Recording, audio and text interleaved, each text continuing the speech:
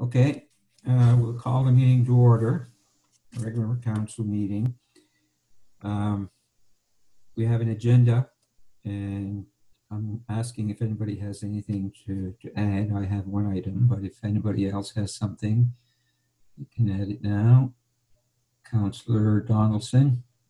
Under community grants, there'll be a community grant for $500 for the Mount Pleasant Cemetery in Argyle. Okay. And if nobody else, I just have an item, and it's regarding sending a letter to TIR regarding a speed zone. And I'll discuss that when we get there.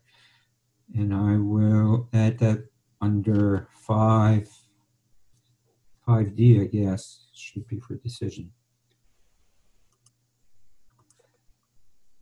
Okay, if nobody else has motion to approve the agenda as amended, moved by Councillor Digdon and seconded by Councillor LeBlanc. All in favor signify by raising your hand. Contrary-minded, carried.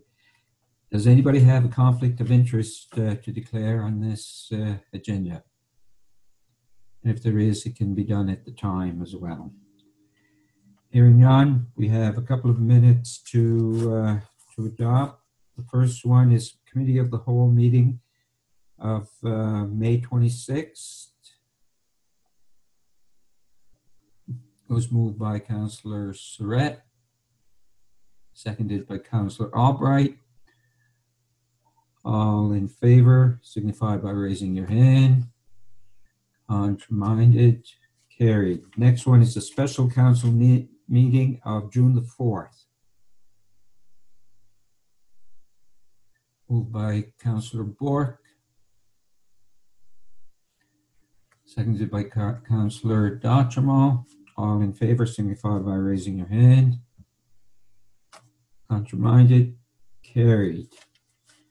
Next item, business arising. I don't see anything listed, unless someone has something they want to bring up. If not, for decision, the first one is temporary borrowing resolution. There are 3 attachments there, so I'm going to turn that over to our CAO.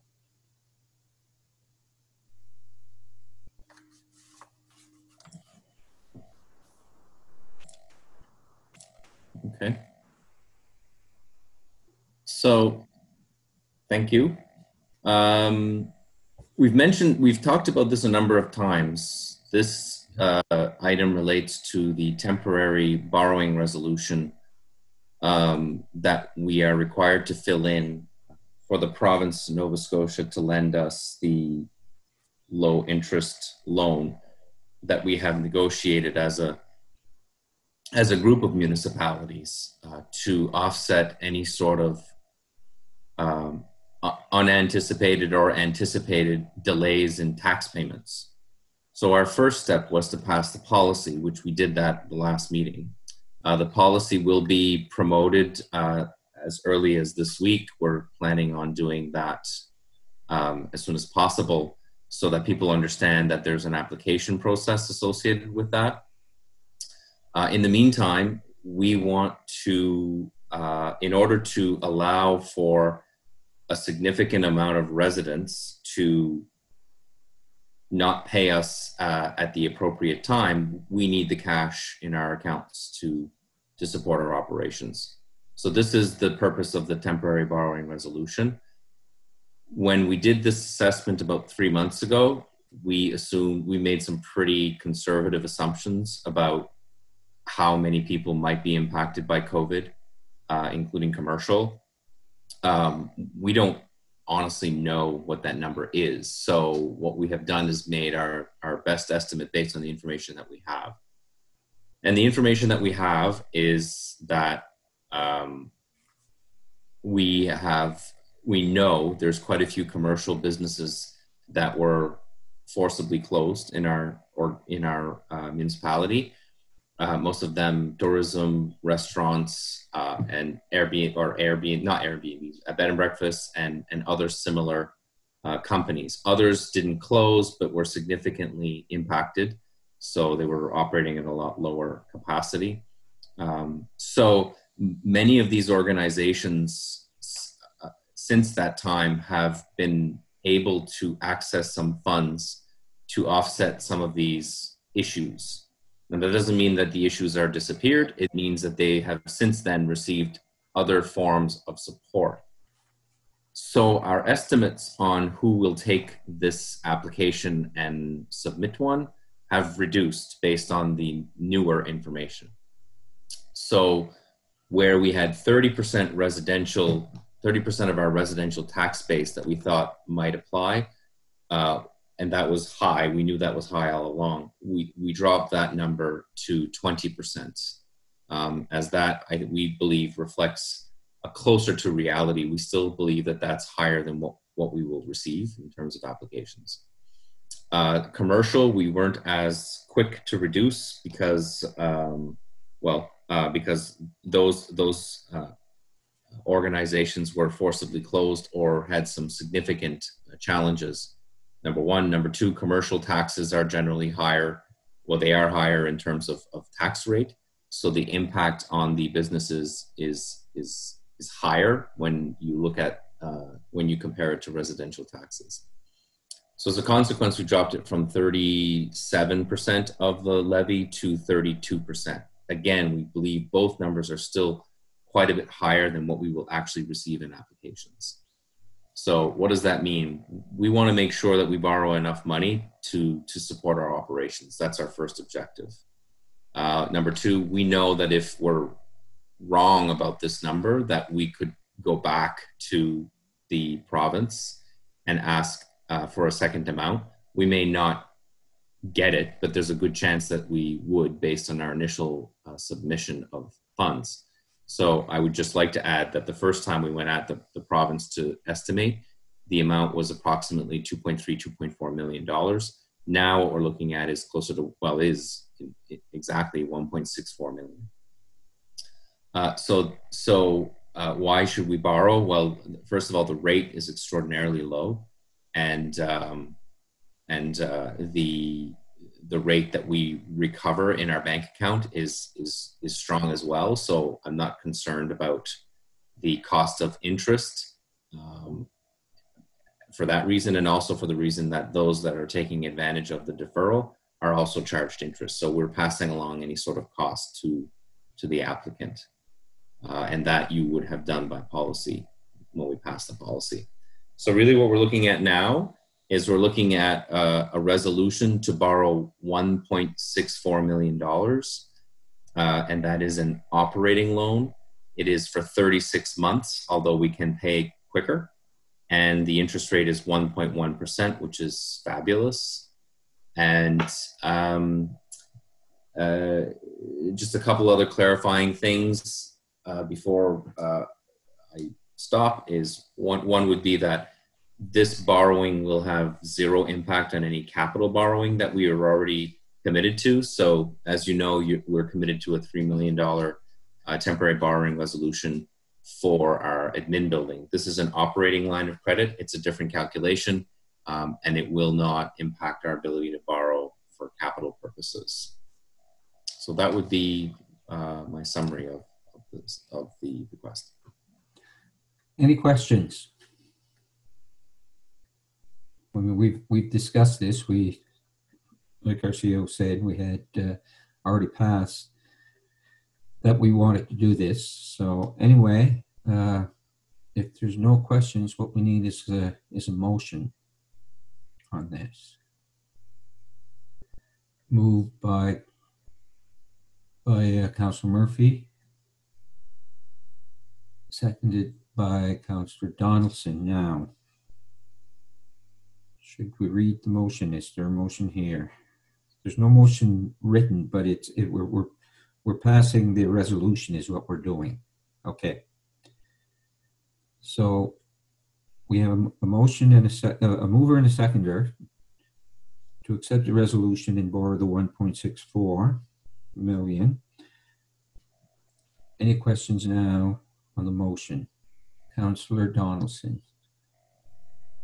Unmute, please. Can you hear me now? We can hear you now. For CAO News, are you getting any indications that people will be using this? Are people approaching, I don't know if I should say the office, but the staff? Right now, our indications, first of all, I don't think it's been very well promoted. So I think many residents and companies are unaware up until, I guess, today that there is a program. So we will be pushing very aggressively. So they have a month, almost 2 months to apply. So the deadline is July 31st. And the application process itself is very, very easy. So the indications that I'm getting is that most people appear to be quite eager to pay their taxes right now. It's hard to know exactly what that impact is just yet. It's still a little early. The bills have only been out for really two and a half weeks, but the collections are strong, and which is a good sign. I think some people are very eager to pay bills and be rid of them. And if that's the case, then we will be borrowing probably a lot more than what we need, which will mean we'll pay it faster back to the province. I don't know, eager's a good word or not. I paid mine. I wasn't all that eager about it, but we're paid. Good point. Councillor Surratt.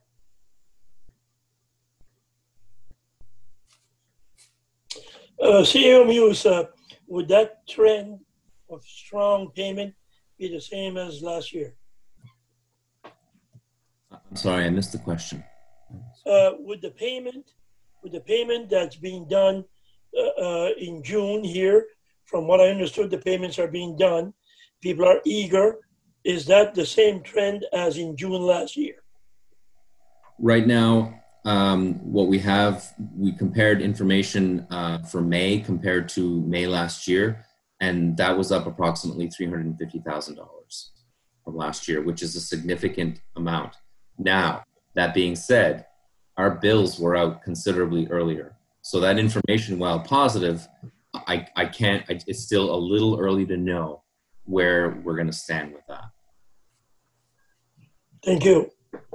So I guess my only point about that is, for those of you, obviously some of you are in business and others are very close to businesses that know they've been impacted. It's absolutely appropriate to let them know about this policy, and if they need any information that we can certainly help them through. So you know, the types of businesses that qualify almost automatically are you know, B&Bs, tourist related organizations. There's quite a few of them that are listed that they really just have to say what they are, and they qualify. Others, it's a little bit more complex. They have to prove revenue loss. But the application itself is extraordinarily easy, especially online. Okay, any other questions? Not, we'll go to the question. All in favor signify by raising your hand. Contrary-minded, carried. The next one is grants to organizations. This one here, okay, I'm looking, there's two attachments. One is the councillors approved, and the other one has the same thing, but it has the, where am I here? Right there. And it has the staff recommendations. So was that the staff recommendations that we had? I mean, if the staff is not making recommendations based on what the average, it wasn't made after. This was the staff recommendations first. Okay. Yes. The question that I have on that, I see the averages, and and there was a recommendation on some of the, especially the festivals, that we probably wouldn't give them anything now and wait till later on to see if they actually had a festival or not. So with what I see now, if councillors have approved, okay, like $600 or whatever compared to the 15, are we giving that? Does that mean that we would be giving these organizations that money now, or is that still going to be held back in case there's no festival? It kind of threw me there. I wasn't sure what was going to happen there.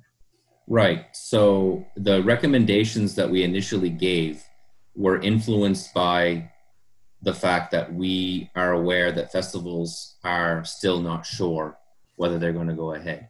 Our recommendations would say that we shouldn't make a decision on this now. We can defer until later. So if you recall, the decision that we made back in the day was we were going to revisit this. We were going to look at it once, twice, 3 times through the year. Mm-hmm.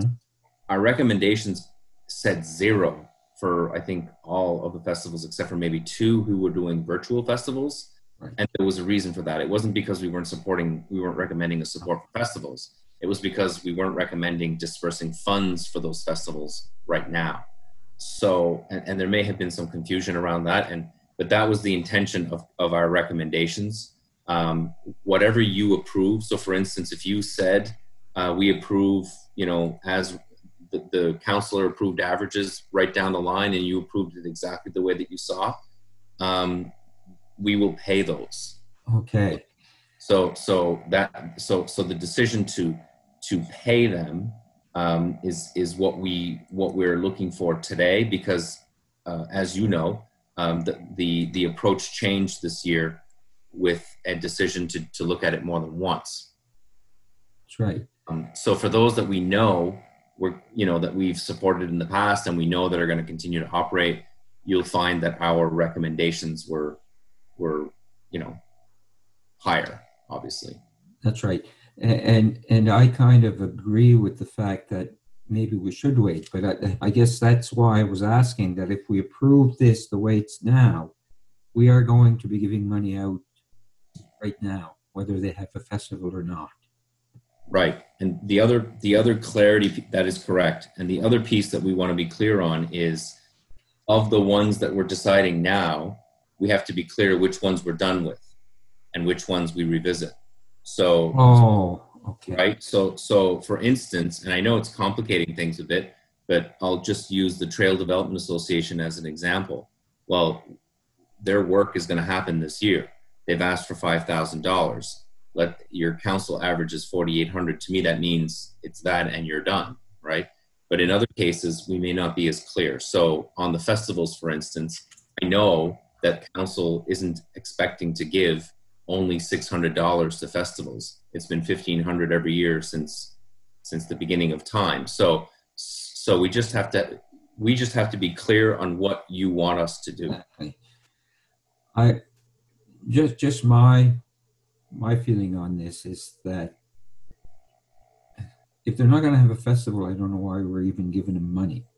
Okay, so I'm just not sure. I don't agree that we should give them like half or $600 now and then they end up not having a festival. That's just my opinion on that. And I know when I went through what I did. Now I see you, Councillor Surratt there. Let me finish here. But my personal thing is that I don't know why we're giving them money if they're not going to have one. We could say we're going to give them $1,500 if they have a festival. Anyway, that's just my opinion. Councillor Surratt. Yes, just maybe to clarify one point, I know some already had expenses already incurred because they had ordered stuff and done some stuff. So that should be a question that staff should be asking. Maybe I'm not sure who. I would think staff should be asking, because I know of 2 that do have incurred expenses.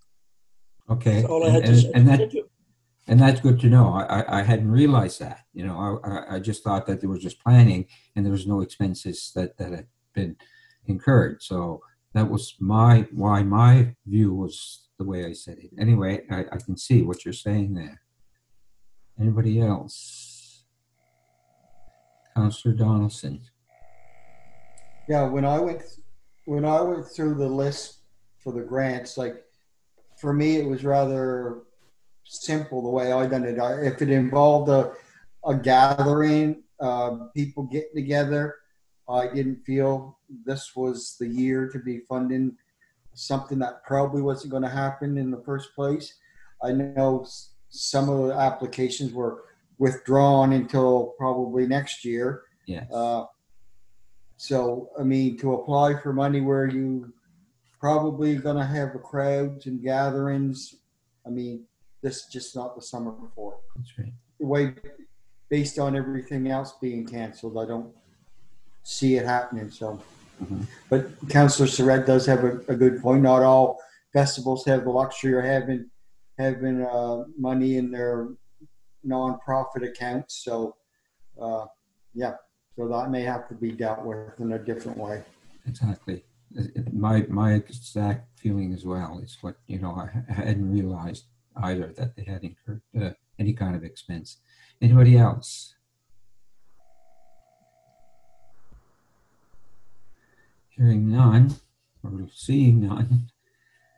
So if it is the wish of council to go with what was the council's approved averages, then I guess we need a motion to do that. If we feel that maybe we need more information on the ones that already incurred expenses, I don't know. So anyway, I'll leave that up. Okay, Councillor Surratt. Could we get staff to check with those festivals? The other ones I'm all set to in my opinion, to vote on them. But on the councils, could we, on the festival, could we get staff to check with those that have expenses, or would that be doable, CO Muse? Absolutely. I see the festivals as the biggest gap between what we're recommending and what you're looking at. So, and seeing as you're not like particularly rushed to get the checks out, we've never paid these before, usually it's early July. Sometimes it's in June. I will say sometimes it's in June. Typically it's in early July. So you do still have time. We can bring those back to committee of the whole, and you can approve the remainder if you feel comfortable. Councillor Donaldson. Yeah, I guess that's basically what I was going to say. I was going to suggest that the ones that the staff recommended zero, we'll revisit those when we have more information, and all the rest of the community or councillors' averages, which are not a lot this year. I mean, I don't see no problem approving the rest of them because they're just standard grants, the same as they have been in the past years, and yeah, like the trail development and TREPA and the Hope Center, stuff like that. I mean, I'm good to go with the rest of them, if that's a reasonable way to look at it, I guess. Dickin. Thank you. Again, I guess chalk that up to being the newest councillor, I guess, on council. I'm not sure if we have extra money or more money left that was budgeted.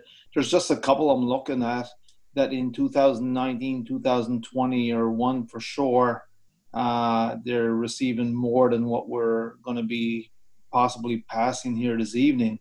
The Indian Sluice Point Seniors Club in 2019, 2020 received $1,100, and right now we're looking at $700. And I'm just looking to see if we have a little more money. I know before at a meeting once we divvied up a few more dollars that we had and brought some numbers up, and I'm just wondering if that's possible on that one. I don't know about some others.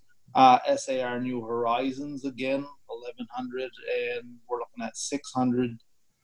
This year, I'm not sure. We have a couple more $1,000 that we can find just to help out some of these organizations a little bit. So, so first of all, the first part of the question, Councillor Digdon, was, do we have more money? And the answer is yes. The total budget for these contributions, I believe, are $65,000 total. So our applications are well below that number still. Keep in mind that we extended the deadline to September 15th, so some have not yet applied. And so the council this year, for the first year ever because of COVID, has the opportunity to deny, obviously you had that every time, but to approve a preliminary amount and then revisit some of them later. So you have that option. So if you're accepting a staff recommendation on a political decision, I would suggest that, you know, items like the Indian Sluice Seniors Club, if you look at all the 4 of them, and if you recall, we would have automatically approved $600 in their application. So we had decided as a council that we were going to pre-approve festivals and seniors clubs, festivals for $1,500 and seniors clubs for $600. Well, that was of course before COVID.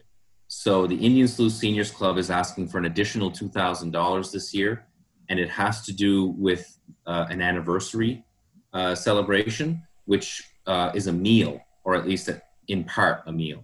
So in my mind, it would make sense to say, okay, well, let's treat all of them the same and issue the $600 times 4, and then revisit the the Indian Sluice Seniors Club, because we're not even sure they're gonna be able to have that anniversary, right? So in certain cases, I would treat that one similarly to the festivals, where we're not sure whether it could happen in the fall. We just don't know yet what their plans are. So if they've incurred some costs, again, you can make an approved amount now and say, look, we're not done. We're going to revisit those. So you can definitely do that. This is the first and only year that we have done that because of COVID and so much uncertainty. So we do still have quite a bit of room left in the grants to organizations, keeping in mind that we don't have all the applications in it yet. So we're being a little bit careful. Thank you for the answer. That's fair. At the end of the year, I'd hate to see some of these organizations that may not be putting anything on this year, or the money wasn't meant for helping them to put any festival or that on, end up at the end of the year with less money than what we would have gave them last year. That's all. Councillor Bork. Thank you. I see the Yarmouth Trail Association asked for $5,000 and the average is $4,800. Can't we just give the $5,000 and make it even? Staff recommended the 5, so just for $200 extra, I don't see why we can't give them the even number. Mm-hmm. Councillor Donnelly.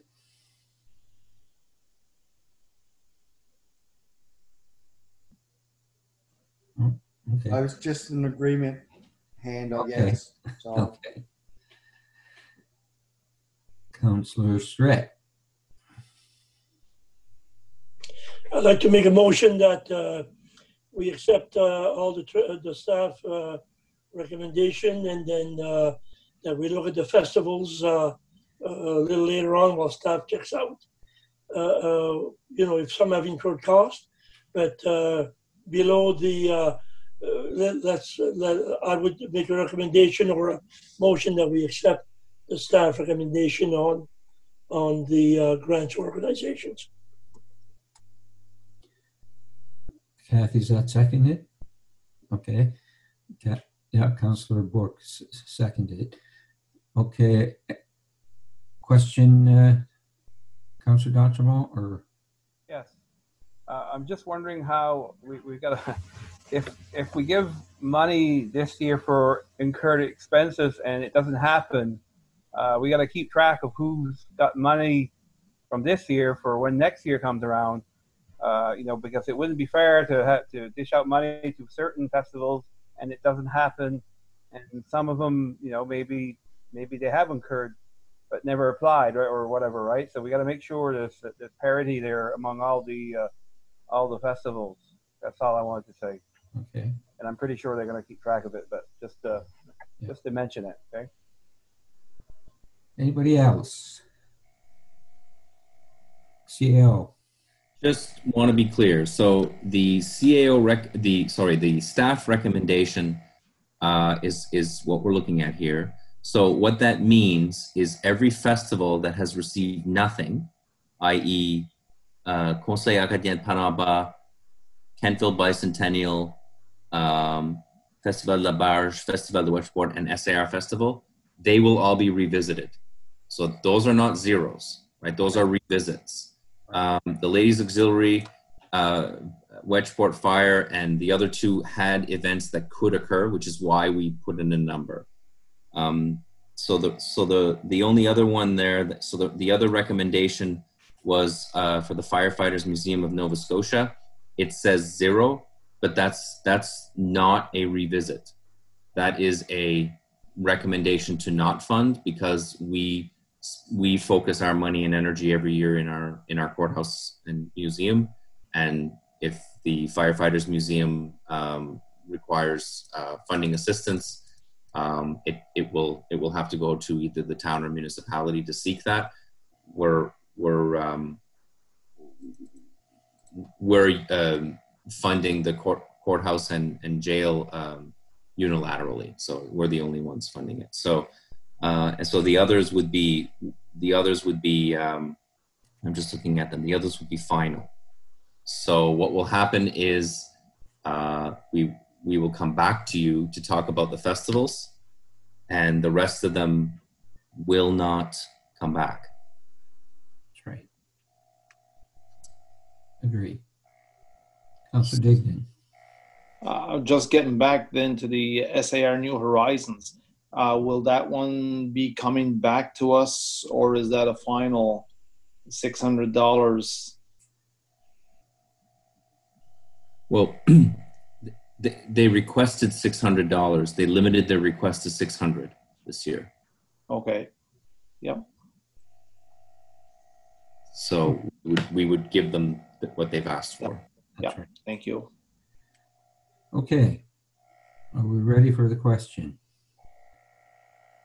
All in favor of the motion, signify by raising your hand. All opposed? Carried. The next one is community hall grants. So we've only received one request this year. Is that correct? Yes, so far. So this is not closed either. That's still open if someone else wanted to apply. Is that correct? Well, yes. Yes, except for the fact that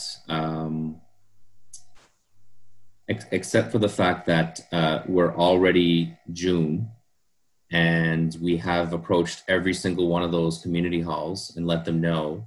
Okay. And we've not received an application. So I guess what council's faced with here is a choice. It can either accept the full request of the East Pubnico Community Hall and allow them to move forward with their project, which is a big project, and defer any other applications into the new year. That's option one. Option two would be to only provide half of what, or a portion of what East Pubnico Community Hall is asking for, which may or may not result in them finishing the project, and then keep the rest for other applications that we haven't received yet. Right. And you have a third option, which is at the end of the grants to organizations in September, you may still have room in that budget, and you may choose to use that for community hall projects that may have come in later. Okay. My recommendation, Yes. or staff recommendation, would be to support the full application, because they're going to pave. We know how it works, right? You got to get on the list, right? I mean, they got to do that, right? So one other year is just going to cost them more.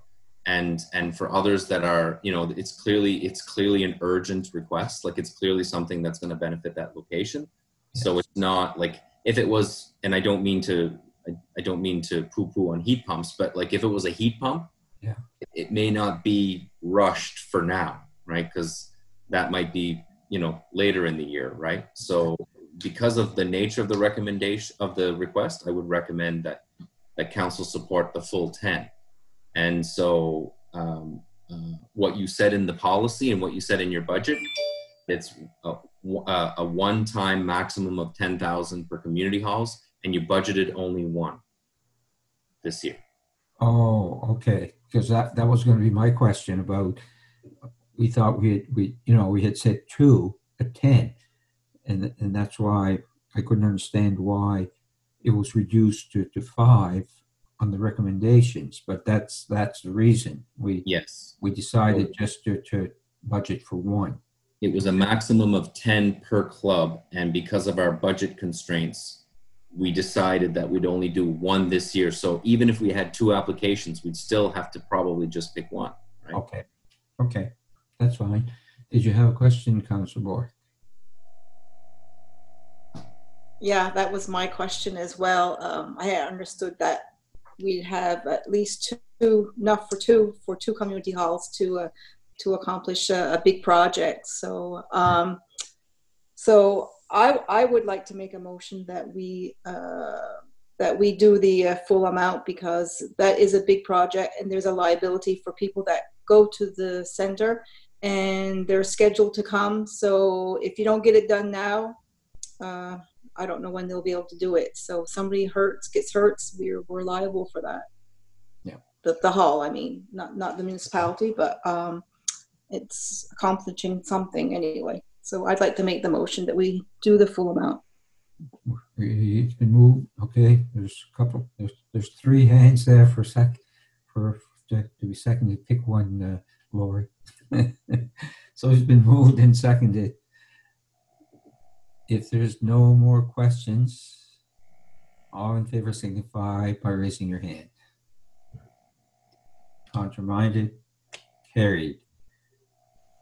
The next one is the one that I had brought up, and it's a letter that I received, or an email that I received from a resident in Eelbrook, who, I'm losing my power here on my phone. Close. The email, and I can read part of the email if you want, about his concern. If I can find it again. Okay, it says he lives near the tail end of SAR, just prior to Lower Eelbrook, along Highway 3. The road speed limit along Highway 3 throughout SAR is 60 kilometers an hour. It is well known that most drivers are speeding, and usually in excess of 70, often observed at 90 and above. At my address, there are 2 blind conditions, being the curve at the bridge of Eelbrook and the hilly rise at the intersection of Schmedibor. In the front of my house, no fewer than 3 animals mid-size have been hit and killed, the deer's next being a bigger accident. Along this route, most driveway entrances hold the certain risk of an accident with a vehicle turning into the highway or stop to turn into a driveway. Many people walk along the highway edge, often with strollers, small children, and a dog or 2, and many children ride bicycles along it. In writing this, I request a speed reduction to 50 kilometers per hour, similar to that along Highway 3 at Tuskegee.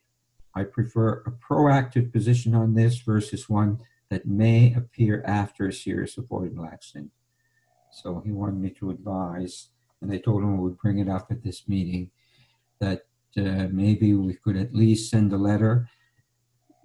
He plans on doing a petition along the road to see if more people are interested or concerned about what's the speed of traffic. So I cannot. I cannot make a motion, but I would certainly appreciate if somebody would do that, to send a letter to TIR so that they can do at least a study, or at least they're aware of what the situation is. And I think that if we do that, I think we can use some of these on the letter, some of these concerns that he has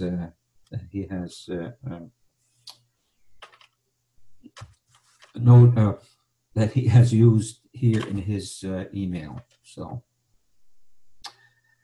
okay, Councillor Bork. I like to make the motion to support that letter.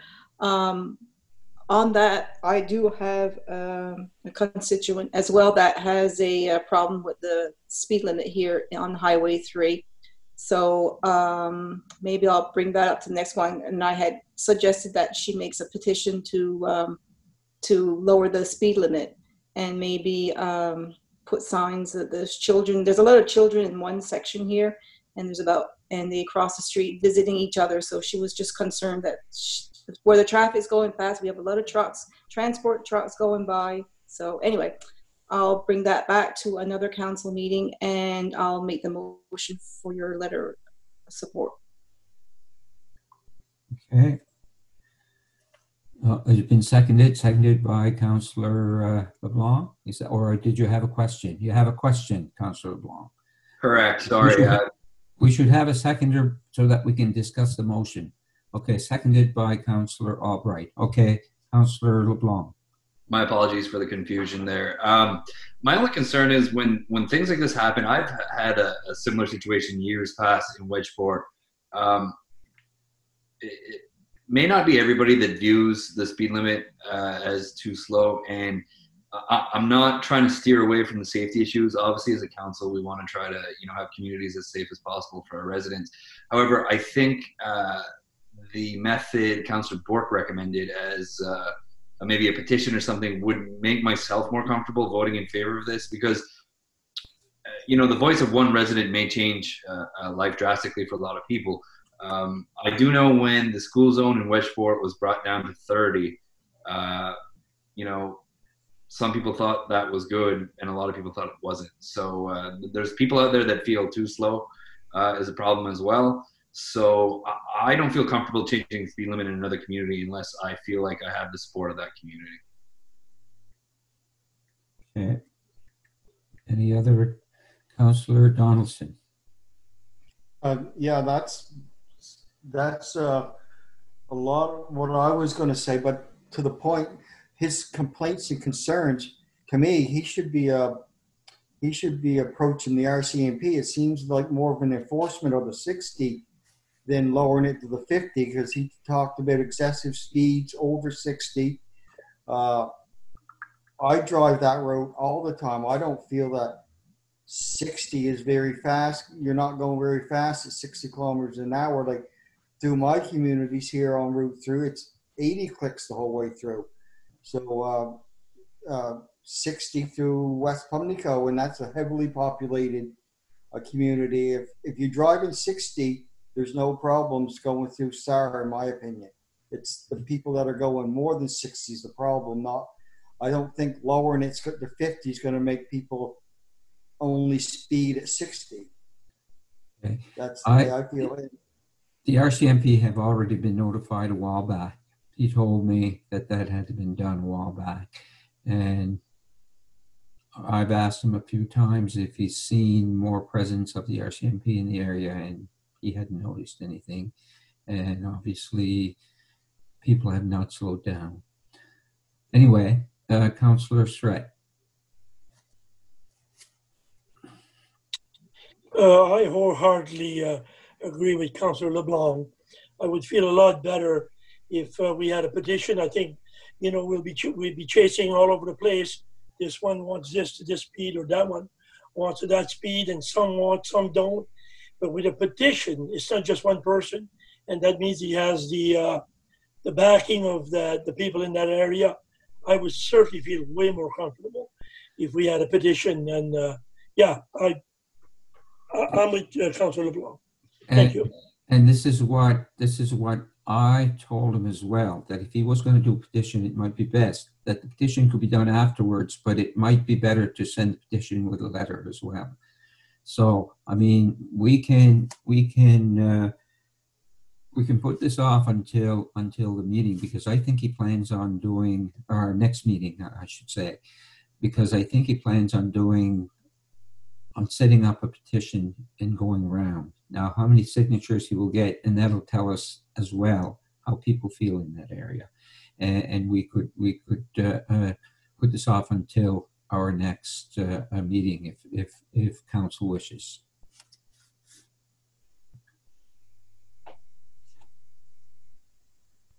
I believe there's a motion on the table, though. Okay, Councillor LeBlanc, go ahead. I was just stating, I believe there's a motion on the table, though, so we have to vote on it. Okay. Councillor Digdon. That's exactly what I was going to say. What Lucien just said. There was a motion made and a second, so there is a motion. Unless the people that made the motion would be willing to rescind it. No, you don't have to rescind. You can defer the motion to another. Or defer it. Yeah. It'd be appropriate to defer. I think it's the motion now belongs to the group. Yes. It was seconded, so I think you can decide to defer a decision on. I think we can defer this to the next meeting. We need a motion to do that. Okay. I'm not sure of the proper protocol on that, but I would presume that you would, yes. So, okay, I see a couple of hands. I don't know if these are questions or comments or motions. Councillor LeBlanc, that was a motion to defer. Councillor Surratt, what was that? Second? Okay, a motion to defer. All those in favor, signify by raising your hand. Contraminded. Oh, Councillor Donaldson, you had a question? No. Oh, I was you were voting. Okay. Motion to defer. You need it's so difficult. Yeah, it's so difficult here to know what people want. So, okay. So, yeah, go ahead. In favor to defer, but if I remember correctly, I may be wrong. You do need 2/3, not just 50%. Yeah, but I think everybody raised their hand, so we basically have unanimous. So. Oh, I realize that. I just thought it should have been pointed out. Okay. Yeah. Okay, so nobody against, so the motion is carried to defer, and we will deal with this at our committee of the whole meeting at the end of the month. Councillor Stratt. I don't know this, but I'm going to, just my opinion, I'll let you check on this. I don't think we did this right, but this is just a gut feeling, because a motion's on the floor. You've got to vote on that motion before you can bring another motion to defer a motion. But that's my opinion. No. Robert's rule may, but I wish somebody would check that. I don't think we did it right, but just a gut feeling. You can make a motion to amend. You can make a motion is on the floor, and somebody could have amended that motion, made a motion to amend, and then you vote on the amendment, then you vote on the motion. This one here is deferred. You can defer a motion. I'm pretty sure. Yes. You can defer a motion. Yes, you can defer a motion, and I believe you only need the majority to defer a motion. If you seek to rescind a motion, you must have either notice of that, or you need 2/3 of those to approve. So I believe you did it appropriately. I believe you can defer the motion. The motion is just in stasis, Councillor, Deputy Warden. So it's not that we've decided; it's just that we've delayed. We've deferred the decision. We will make a decision when we have more. I'm comfortable it followed the rules, although I will freely admit that my Robert's Rules of Order book is not at home, and that's where I am. I'm looking here, but by the time I find it, our meeting will be over. So anyway, we'll go with what we've done, and we'll continue on with the with our meeting. So the next is correspondence. We have unsightly garbage bins. Now there's nothing there. This is yours, Councillor Blanc, is it, or no? Councillor Blanc. Yes, it is. I've been having internet connections here this evening. I feel like we may have hit a wire actually when digging around my home here, so I may cut in or out. But I believe I sent a photo. I should have mentioned that I wanted to attach. We're having more and more, I guess, the garbage bins, usually the hardwood bins that people erect near their homes. I've mentioned them before about there was some residents looking to possibly ban them. However, I'm re-raising the topic mainly because I think it may be prudent to have maybe a bylaw to move them back, set them back from the roadway. Hans was supposed to look into some information whether or not DOT currently has rulings. I believe as of right now, the only rules we have on them as a municipality is certain construction rulings, sort of as animals cannot get into them, things like that. But I'm just wondering, personally, I don't feel like they're unsightly in the sense that we should abolish them, but a setback from the road, maybe to safety issues or whatnot. The photo I would like to attach shows one about 4 feet from the asphalt. So I'd just like to mention it at today's meeting. We'll gather some more information, and if anybody has some opinions and thoughts, and we can possibly vote on it next meeting. Okay. So do we have any more discussion on that, or? Okay. The next one, yes, Councillor Stretch, sorry, I didn't see you. No, that's all right. I know it's pretty hard. This is to Alain. Alain, does the town, do you remember the town has some kind of a bylaw that their bins have to be, those garbage bins have to be behind the house? Do you know anything about that or not really? I'm not familiar with the town's bylaw. I can assure you that every bylaw is possibly different. So it would depend on what your intentions would be to enforce that particular bylaw and what you'd like to see in your community. I know that that typically towns have a lot more enforcement around those bins because of everybody is it's more dense in terms of population. We're more rural, obviously, so our rules are a little bit more relaxed typically. But they could absolutely have that that bylaw in place, and I think that they do have stronger rules than we do. Okay. Okay, if we're all okay with that. The next ones are, there's quite a few letters there regarding the YMCA.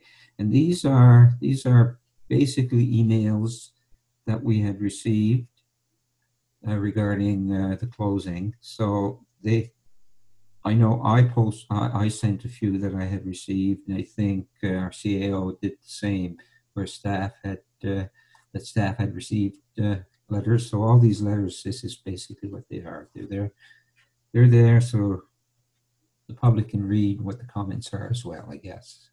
Am I correct in saying that, CAO Muse? I think that's what it's for information, but it's there for anybody to read.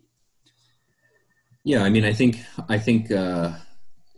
council may wish to discuss the status of this. I mean, that would be up to Exactly. There's no financial decision on this at this point.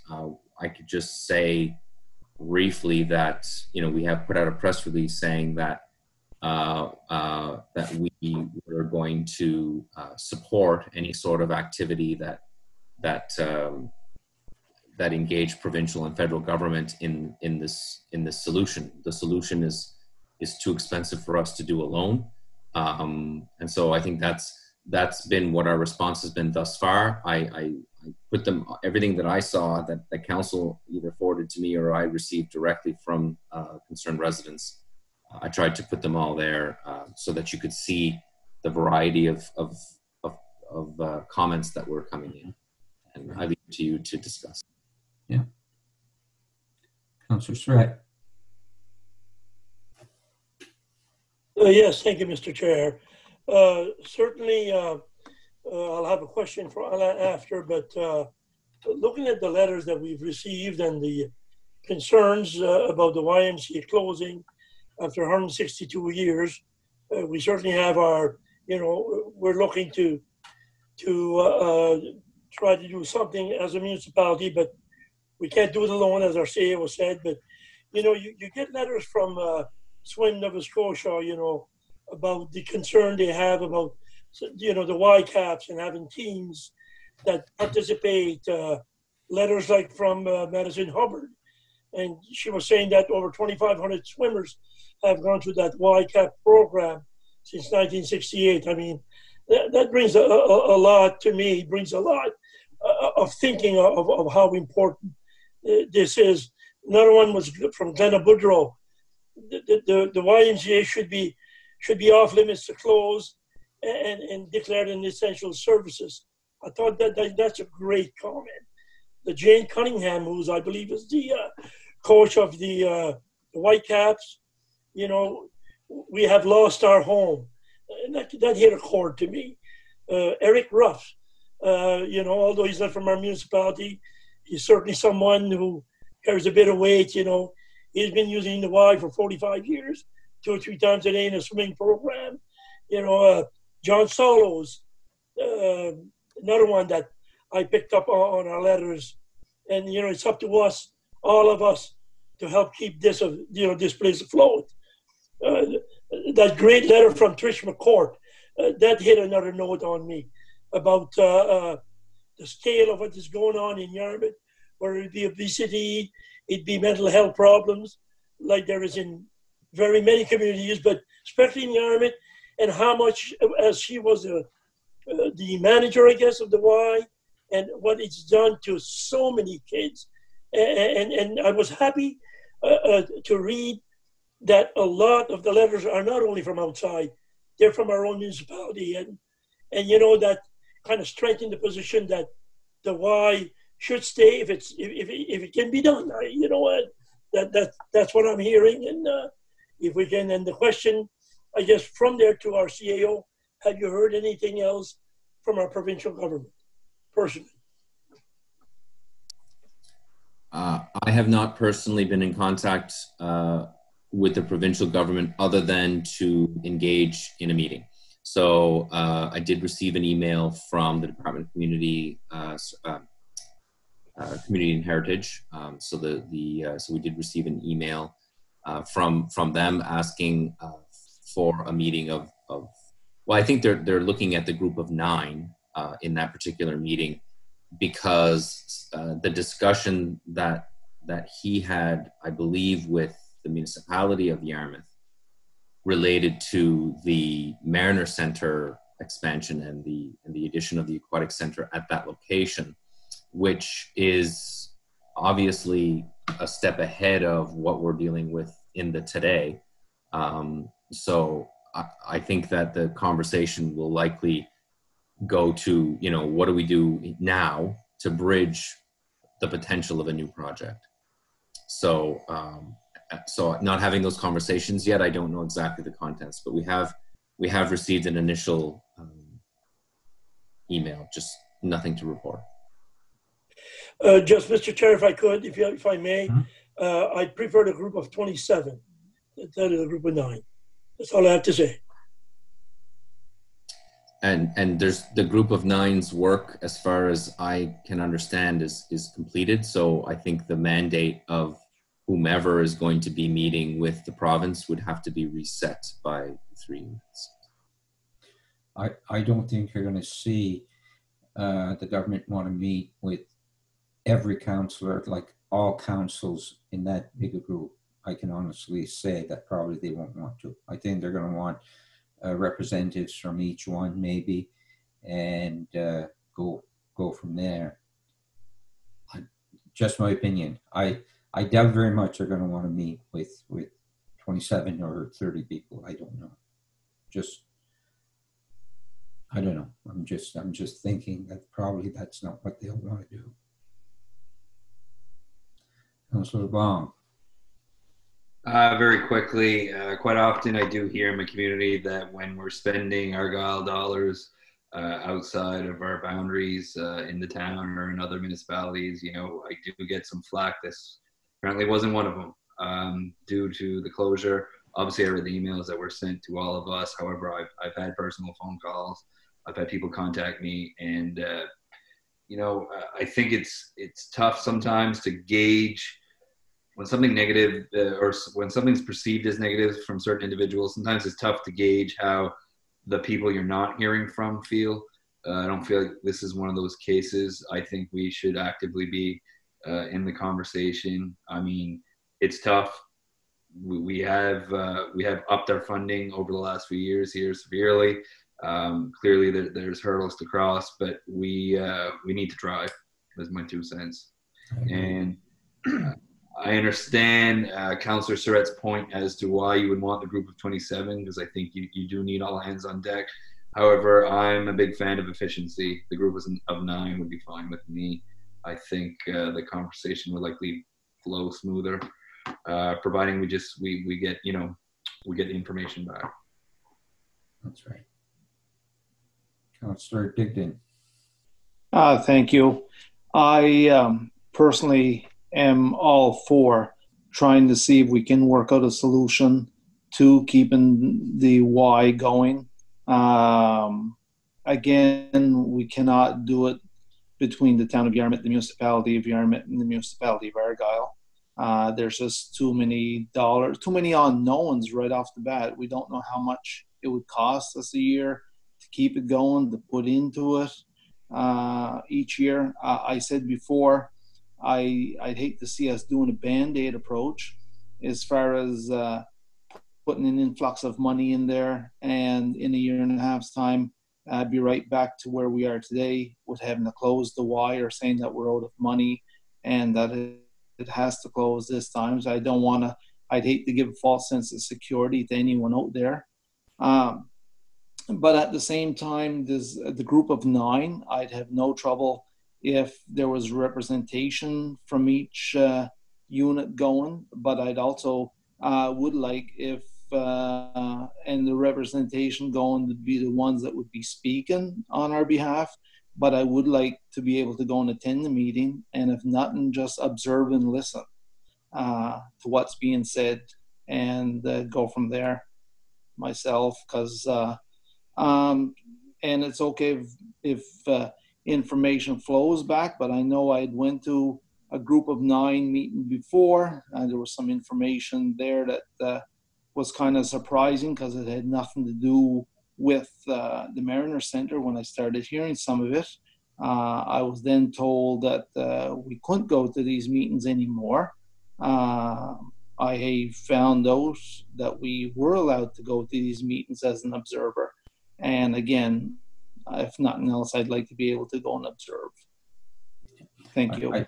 I think if we have a meeting, it's going to be what you see right here. It's not going to be an in-person meeting, I don't think. I think you'll see that it's going to be an online meeting. So. And again, I guess we could observe online. Any other discussion? Because we don't even know. We're still waiting from the government to contact us, I guess, to set up something. So we have no idea when and what's going to happen. Yeah. Go ahead.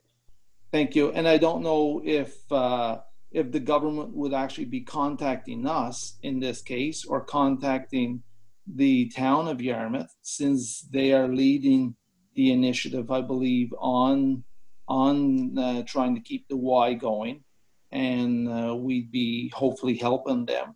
But I believe it's their initiative to lead. It's in their town, and I'd hope that they're taking the lead on this project. Any other comments? CAO News? No? Richard first. Oh, Richard's there. Sorry, didn't see you. Go ahead, Councillor Donaldson. Yeah, just to reiterate on fine with the group of 9, and if we want to observe in some way, well, maybe that's something we can possibly do in the future. But as Argyle has already put their position of X number of dollars, I believe 50,000 per year for the next 2 years. And if there's any change in those figures, it's definitely going to come back to full council to discuss to change or not to change. So I don't see no fear of something getting done behind council's back. The only thing that I would like to see is not make too big a commitments till post COVID-19. If there is such a thing, we don't know what's going to happen. But I mean, I wouldn't be comfortable spending sums of money until we know that you can run places like the Y in the next few years. Nobody knows. That's all I want to say. Like it is, yeah. I guess I'm still in the scary stage. Okay. Yep. Anybody else? Okay, it's CO News. Just that the last time we spoke about this, we didn't have a whole lot of information as to what the town of Yarmouth was doing as the lead. Since that time, we engaged with the town, reached out, said, look, like we had a plan in place to commit, at least pre-COVID, to commit to a multi-year arrangement with the Y, and COVID happened and kind of changed everything. So I can say that there's a lot going on, and the town is doing a lot of work at the political and administrative level. They are the lead. There's no question about that. They are taking it, and they're moving this project as effectively as could be expected. Really, I've reached out a number of times and indicated, look, as you're moving forward, let us know, keep us engaged, keep us involved. And they are committed to doing that. The town is committed to a bridge, meaning they're looking at not losing the service until they can find a more permanent solution. There are so many ways that could be done. I don't have a lot of details to share at this time. There are a lot of moving parts. So, but I will say that since the last time we chatted, I feel like the town has stepped up beautifully on this project.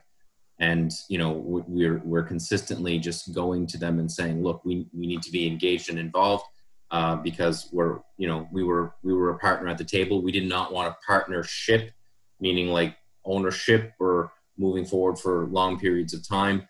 But what we wanted was to be a strong partner, and we've always have been for the Y, and we've always provided funding for that service. So I was quite pleased to hear what the town was up to. Sometimes when you're in the middle of everything, it's very difficult to communicate that to your partners. So we politely reminded them that we need to be engaged, and they acknowledged that, and they were very respectful around it. And ever since then, the communication has improved drastically, and I fully expect to have more information for you as by the next meeting, if not earlier.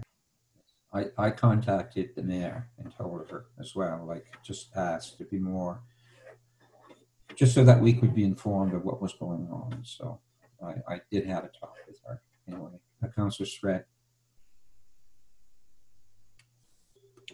This question is for the chair.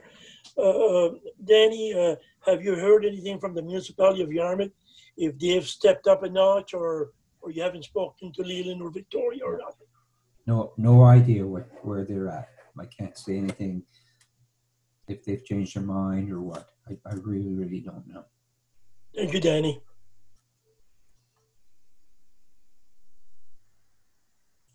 Anything else on this?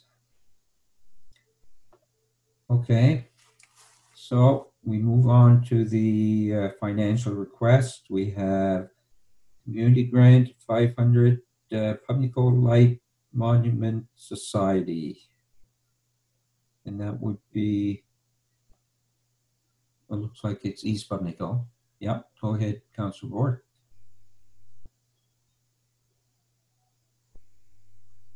Yeah, I'd like to make a motion that we give $500 to the Pubnico Light Monument Society. Need a seconder. Seconded by Councillor by Councillor Surratt. All in favor, signify by raising your hand. Contraminded, carried. Next one is Lower Argyle Harbour View Cemetery. Councillor Donaldson. Make that motion. Okay. Seconded by Councillor Digdon. All in favor, signify by raising your hand. Contraminded, carried. Glenwood Hall. That be again Councillor Donaldson. He moved it. Seconded by Councillor Murphy. All in favor, signify by raising your hand. Contraminded, carried. Green Grove Road Cemetery. That is to Councillor Donaldson. Moved. Seconded by Councillor Bork. All in favor, signify by raising your hand. Contraminded, carried. Memorial Park Cemetery is for, it doesn't say who it's for. Oh, it's Councillor Donaldson again. Excuse me. Pardon me? It's not a cemetery. It's a memorial park where there's the placard there for lost sailors and fishermen. Okay. Yes. And there's a little beach there at the Argyle Sand Wharf. Okay. So you can strike the cemetery part of that one. So you move that, Councillor Donaldson, right? Yes. Yes. Seconded by Councillor Digdon. Yep. All in favor, signify by raising your hand. Contraminded, carried. And we have one more. Mount Pleasant. And again, this is Councillor Donaldson. Yeah, that one is the cemetery up in on the road going to Argyle Head. They apply every year. It's in the file. Lori will find the information. Okay. So yes, I'll make that a motion. And did you second that to Councillor Bork? Yes. All in favor, signify by raising your hand. Contraminded, carried. Any agenda topics for next meeting or notice of motion? And if I may, yes, go ahead, Councillor Donaldson. yeah, I just it looks strange where I put 5 out of my 6 community grants in, but I knew next month would be really busy. Where July 31st is the last date where you can submit community grants in an election year. So I tried to get mine in ahead of the big rush. That's right. I never thought of that. That's a good point. Councillor Digdon, did you have something? No? No, I thought you raised your hand. So, question period. Did we get anything online? We did. I figured we had. I'm not sure I'm going to read the question in its entirety, word by word, but there is a question regarding a boat shop on Surratt's Island. That was on Morris Island. Maybe that's the wrong one. Surratt's Island? Surratt's Island. Morris Island. Morris Island. Yeah. Anyway, the question is what's going on with the makeshift boat shop on Surratt's Island in a residential area? A number of people have called in to complain: mess, smell, fiberglass, garbage blowing, trucks parked on both sides of the road, dangerously backing trailers into a yard. A culvert was put in. It says, allegedly, I'm saying illegally. We have no answers from the municipality. Thanks. So I'm actually not sure what this is referring to. If it's referring to a boat shop proposal for Morris Island versus Surratt's Island, I'm really, there's not enough information for me to confirm whether or not I could answer it accurately. I can answer generally that if there are complaints of messes and noise and et cetera that have been received by our department, they would have been received by our department, and we would have, if we haven't investigated, we would have investigated. I am familiar with a development that is awaiting some zoning changes, but that one is not on Surratt's Island, it's on Morris Island. So Councillor Surratt, I don't know if there's something there that I've missed. I certainly could, we don't typically give too many details on investigations that are outstanding, but I can say that any complaint that we would have received, we would have put on a list and we would have investigated. Councillor Surratt? Yes, I believe I'm 99% sure what that statement is. That's the one on Surratt's Island. That's I've had multiple complaints on it. It is kind of a makeshift boat shop. It's a shed, but there's been boats built in it, and it's been brought to my attention more than a dozen, if not more times. I've brought it to Public Works, and the response I've been getting is we've gone, there's nothing going on in there, there's not much of a mess, it's kind of a disaster around there. I've called and called and called. There's 3 boats that have come out of there since last September. I've called again, talking to Public Works, and my answer is that they've gone and nothing's going on. Well, I tell you what, people are not blind down my way, and nobody's blind in the municipality. 3 boats have come out of there. And I've asked, and nothing is being done. So typically we don't get into too much detail on council as it relates to these kinds of complaints, because we try to respect the privacy of both the complainant and the person that is allegedly or doing things that they shouldn't. I can just assure council that as CAO, I will find out the details on this particular complaint. I will also say that, and I don't know how long this one has been going on, but the number of complaints that we've received has probably, if not doubled, then potentially tripled since COVID. So our ability, particularly at the beginning of COVID, to go on site was compromised for obvious reasons. But if there were outstanding items prior to COVID, obviously we would have had access to the properties then. I will have to investigate that particular question and come back to you with an answer. And perhaps the best way to deal with that, Councillor, is, and also Deputy Warden, is to give you that information so that you can provide it directly to your constituents. Thank you. Anything else? Or is that it? Oh, Councillor Bork. Can I just mention something? The French Lake, there's a landing there, and it's been an ongoing situation for a long time. And there's people that goes in there and they loiter and they burn and they bring old boats and they burn them, and goes on forever. And the owners go and clean them. The municipality has already brought sand years back and helped to clean them up.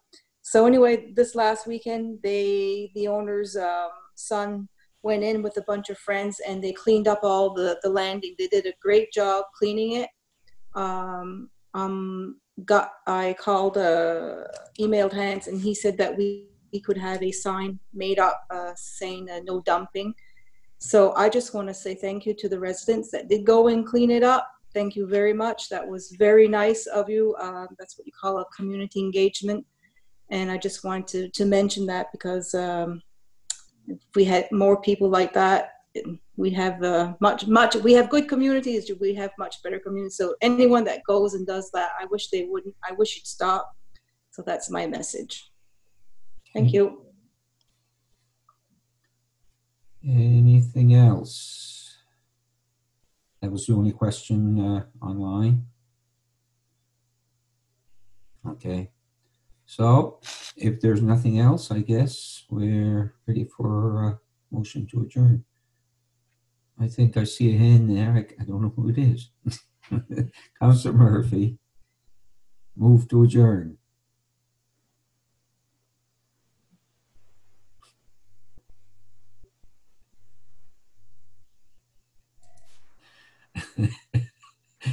There, Move to now you, adjourn. there. Thank Sorry, you. I was muted. Okay, thank you, everyone.